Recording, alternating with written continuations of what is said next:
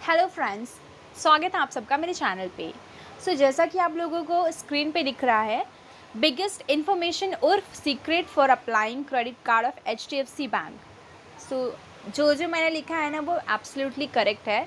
First point पे आते हैं। Salary account holder can apply without offer but in one condition. ये जो लिखा हुआ है ना ये एग्जैक्टली करेक्ट है।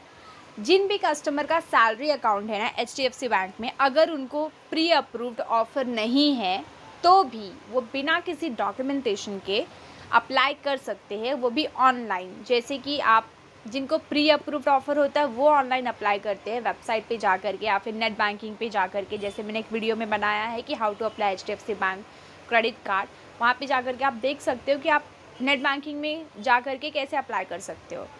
इन केस आपको भी प्री अप्रूव्ड ऑफ़र नहीं है एंड आपका सैलरी अकाउंट है, आप भी अप्लाई कर सकते हो बिना किसी डॉक्यूमेंटेशन के। लेकिन यहाँ पे एक कंडीशन है कि अगर आपका सैलरी अकाउंट है आपका जो सैलरी होना चाहिए इन हैंड वो 20,000 होना चाहिए। अगर 20,000 या फिर उससे ज़्यादा है तो आप बिना किसी झिझक के अगर आपको ऑफ़र नहीं भी है तो भी आप अप्लाई कर सकते हो।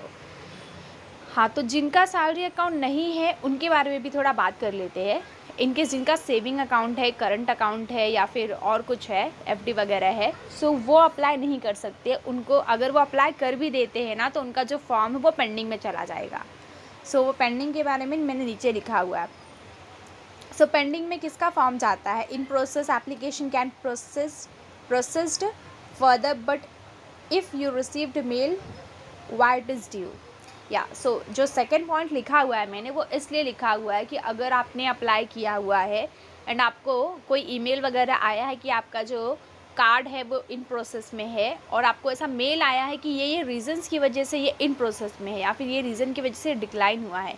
अगर रीज़न्स आपको ऐसे दिखते हैं कि आपका एड्रेस चेंज हुआ है, आपका ये एड्रेस चेंज जो भी आपने वहाँ पे लिखा है उसका हमें प्रूफ चाहिए। अगर आपको एक ऐसा मैसेज आया या 2-3 रीज़न्स की वजह से डिक्लाइन होता है या फिर इन प्रोसेस में होता है। एक तो एड्रेस चेंज होता है तो आपको मेल आता है कि आपका एड्रेस ये बाकी है, इसका आप मुझे ज़ेरॉक्स वगैरह निकाल करके दे दीजिए। वहाँ पे क्लियरली मेंशन रहता है मेल में।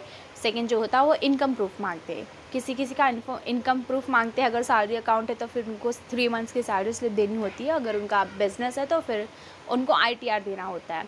ये फॉर्म फिल करने के बाद में अगर आपको ऐसा मेल आता है तो आपको ये देना होता है ब्रांच में जा कर के ये चीज़ें आपको क्रेडिट कार्ड जो भी डिपार्टमेंट हैंडल कर रहे हैं उन पर्सन को जा कर के आपको ये देना होता है।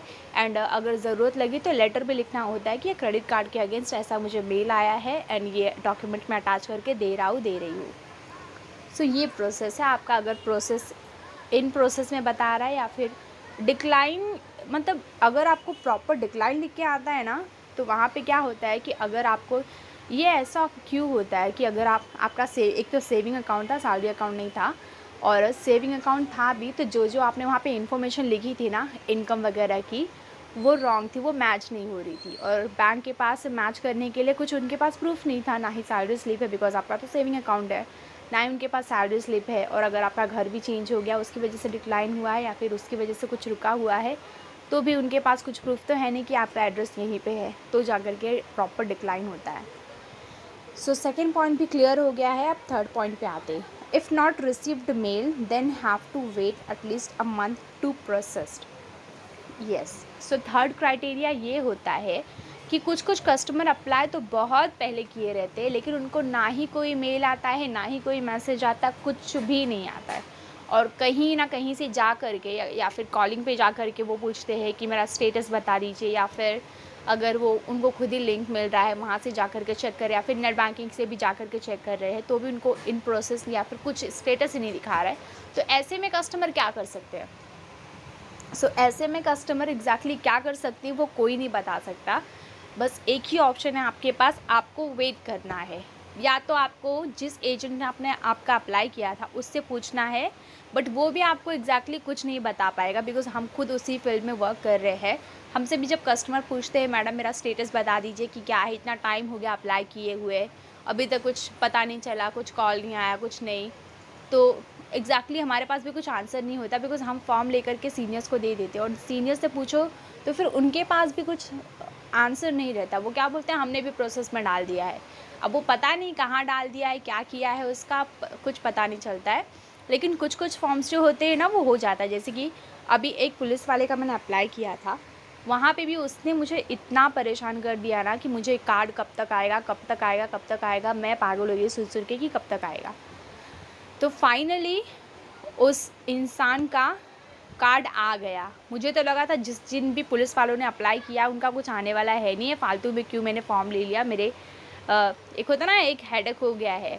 और एक ओपन मार्केट फॉर्म लिया था, यानी कि जो इंसान जिनका अकाउंट नहीं था उनका भी फॉर्म लिया था। उनके पहले पुलिस वाले का फॉर्म लेने के पहले उनका फॉर्म लिया था, वो अभी तक उनका नहीं आया है। और उनका क्या हो रहा था कि कुछ ना कुछ इश्यू हो जा रहा था। इनकेस एक तो पहली बात तो अभी ये शुरू हुआ था, तो एग्जैक्टली पता नहीं था कि ओपन मार्केट के लिए क्या लगेगा, इसके लिए क्या लगेगा, उसके लिए क्या लगेगा। तो कुछ डॉक्यूमेंट्स रह गए थे, तो डॉक्यूमेंट कलेक्ट किए थे। एंड सेकेंडरी ये था कि उन्होंने फ़ोटो दिया तो वो फ़ोटो मिसमैच हो जा रहा था। तो अगर कोई कस्टमर ओपन मार्केट के होते ना तो वो 2 फ़ोटो तो एटलीस्ट दे दिया करे। अगर वो उनका कोई सरकारी वर्क करे थे जिसमें उनको कोई यूनिफॉर्म पहनना होता है तो वो भी दे सकते हैं, लेकिन उसके साथ साथ एक नॉर्मल फ़ोटो भी दे दो। क्योंकि मैंने उनका यूनिफॉर्म के साथ वाला फ़ोटो दिया था तो वो वही मैच नहीं कर रहा था। जो नॉर्मल फ़ोटो लिया तो वो हो गया, लेकिन मैं कंफर्म नहीं बता सकती कि उन दोनों में से कौन सा लग सकता है, उस टाइम पे कौन सा मैच करेगा। तो आपके लिए बेटर यही रहेगा कि आप 2 फ़ोटो दे दीजिए अगर आप ओपन मार्केट फॉर्म से अप्लाई कर रहे हो। तो अगर आपका अकाउंट नहीं है फिर भी आपको क्रेडिट कार्ड चाहिए HDFC बैंक का, तो इस केस में आप ये कर सकते हो। हाँ, सो लास्ट पॉइंट ये था कि अगर आपको मेल कुछ आया नहीं है तो आपके पास यही ऑप्शन होता है कि आपको वेट करना होता है।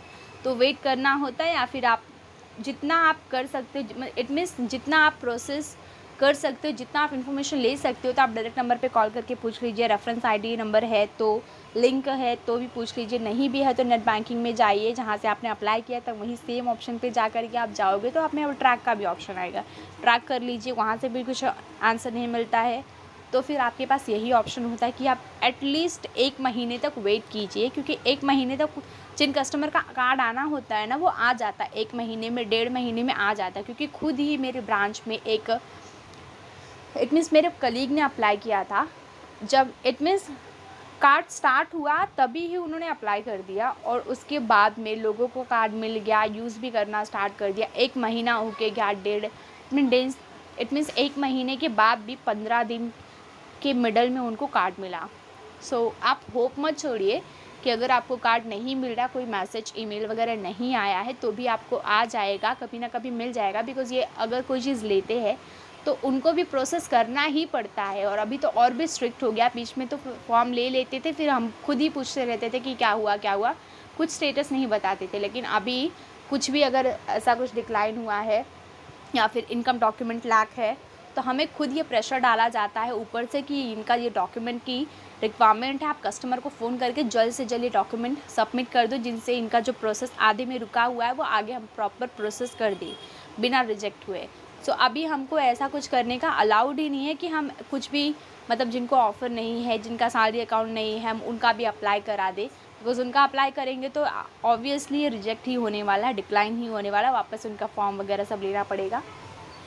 सो मैं 2 ऑप्शन बताती हूँ जिनका डिक्लाइन हो गया है उनके लिए। सो जिनका ये कार्ड अप्लाई किया था प्रॉपर डिक्लाइन का मैसेज आ गया है, उनको ये करना होगा कि उनको एटलीस्ट 3 मंथ्स के लिए वेट करना होगा। 3 मंथ्स के बाद उनको वापस से प्री अप्रूव्ड का ऑफ़र आ जाएगा। इनकेस नहीं भी आता तो वो फॉर्म के थ्रू भर सकते हैं। और सेकेंड ऑप्शन ये है कि अगर आपका ये डिक्लाइन हो गया है और ऑफ़र का वेट आपको नहीं करना है तो आप फिज़िकल फॉर्म भर सकते हो अगर आपने पहले ये ऑनलाइन किया था तो। बट अगर आपने पहले ही ये फ़िज़िकल फॉर्म किया था, अभी तक आपको स्टेटस पता नहीं चला है, तो इसके लिए आपके पास एक ही ऑप्शन है जो है वेट करना। So thank you so much guys. अगर आपको ये वीडियो थोड़ी भी हेल्पफुल लगी हो सो बहुत सारा प्यार दीजिएगा, चैनल को थोड़ा आगे बढ़ाइएगा। एंड कुछ भी डाउट हो तो कमेंट बॉक्स में लिख करके मुझे मैसेज कर सकते हो, या फिर और कुछ पूछना होगा तो सारी चीज़ें पूछ सकते हो। I will try to help you out in this. या थैंक यू सो मच।